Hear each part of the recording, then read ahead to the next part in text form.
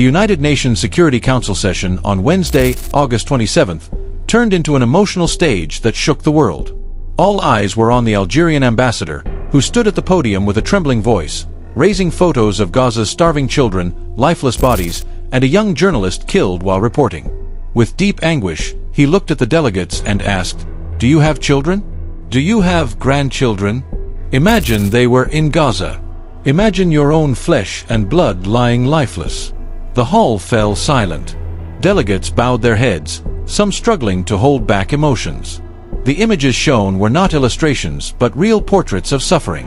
One photo featured 2-year-old Yassin Abu Ful, standing without clothes, held by his father covered in dust from rubble. "Still alive, but on the brink of death," the ambassador declared, reminding the world that in Gaza, every second is a fight for survival. Tears streamed down his face as he recalled Mariam Abu Daga, a 33-year-old freelance Associated Press journalist killed during an airstrike. Her only shield was a press vest. Her only weapon, a camera, he said before reading Mariam's farewell letter to her 13-year-old son, a letter she never had the chance to deliver. Reactions in the chamber grew tense. Delegates from Arab and African states nodded in agreement, supporting Algeria's accusations that Israel was responsible for Gaza's tragedy. The Israeli delegation, visibly unsettled, demanded the floor to respond. Yet before Israel could speak, the ambassador's emotional outburst had already left a mark. He thundered, "This council has failed its mandate. You are guardians of peace, yet Gaza is left to starve."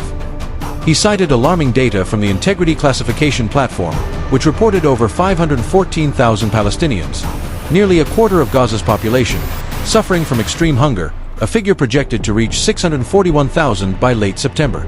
"Imagine, more than 500,000 souls waiting to die slowly before a silent world," he cried. The statement left many Western representatives uneasy. Israel dismissed the findings as biased and influenced by Hamas, insisting that food aid had recently entered Gaza. But facts on the ground painted a grim reality: shortages, blockades, and desperation. The chamber became a battlefield of narratives, between tears of truth and words of denial. The tension escalated when Israeli ambassador Danny Danon took the podium. With a sharp tone, he rejected Algeria's accusations, branding them propaganda. "Israel does not target children, does not target journalists. Our fight is against terrorists," he declared. But his words drew murmurs of disapproval, as many felt the claim ignored overwhelming evidence of civilian suffering. Danon displayed images of Hamas rockets allegedly placed in residential neighborhoods, arguing that this explained the civilian toll. Yet for many delegates, this was deflection. The stark reality of Gaza's hunger crisis remained unaddressed. Journalists' cameras captured the striking contrast: Danon's cold defense against the Algerian ambassador's tearful plea. Two voices, one shielding state policy, the other exposing human pain. The Security Council chamber, designed for diplomacy, had turned into a stage of raw emotion, where rhetoric clashed with anguish. Amid heated exchanges, the Algerian ambassador spoke again, this time louder, accusing the world of becoming numb to Palestinian suffering. "Every time bombs fall, you issue statements. Meanwhile, our children are buried one after another." His words froze the chamber. He then read from journalist Mariam Abu Daga's final letter, "Son, if I do not return, know that my camera was my witness. I wanted the world to see Gaza." His voice cracked, tears streaming as delegates sat silent. Some diplomats, particularly women, were seen wiping their eyes. Israel's delegation, however, accused Algeria of staging emotional theater to vilify Israel. That remark fueled anger among Latin American and African states, who rose to condemn Israel's blockade. What began as a session on food insecurity spiraled into a political showdown. In that chamber, a diplomat's tears carried more weight than stacks of official reports. The emotional climax echoed far beyond the chamber. International media seized on the moment, broadcasting the image of the Algerian ambassador weeping while holding a photo of Gaza's children. The scene went viral on social platforms, sparking outrage and solidarity. "If that were your child, what would you do?" His words became a rallying cry shared worldwide. Israel countered with an official statement, dismissing Algeria's plea as emotional theater. They claimed humanitarian aid continued to enter Gaza and blamed Hamas for the crisis. Yet independent reports contradicted that. Witnesses described endless breadlines, children fainting from hunger, and hospitals overwhelmed by malnutrition cases. The contradictions left the world confused. Instead of clarity, the UN Security Council projected paralysis. Some states called for independent investigations, others remained silent under political pressure. Through it all, the ambassador's voice lingered. Humanity is being tested, and too many of you are failing. Outside the chamber, humanitarian groups confirmed the ambassador's words.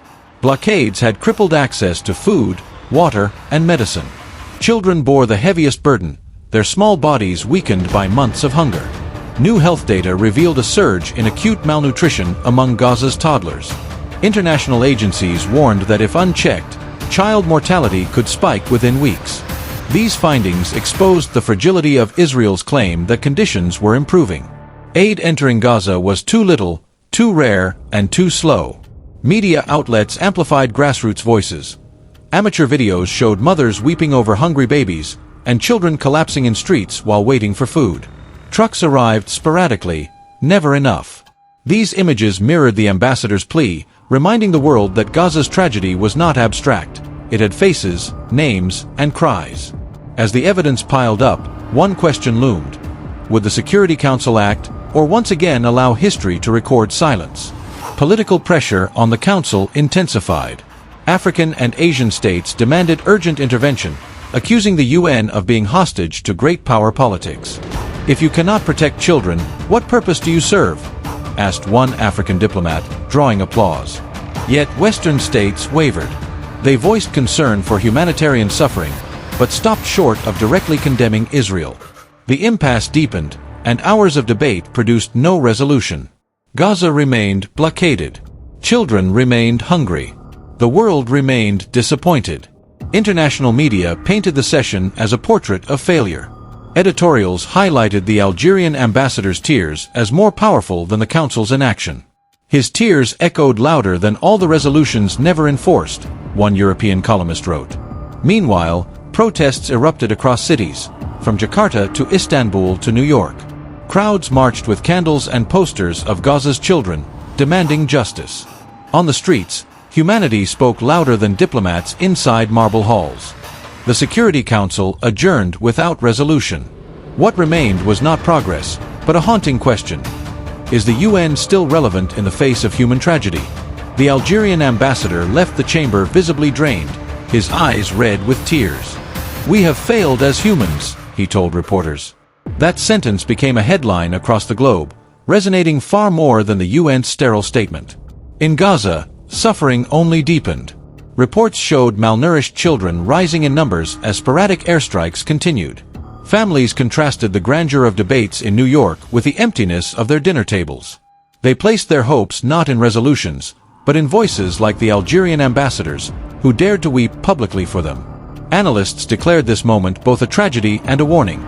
Diplomacy often fails against military power and political interests. Yet, the ambassador's tears pierced through indifference, touching millions beyond the chamber. The world now watches. Will those tears become a fleeting image, or a spark for global action to end Gaza's suffering?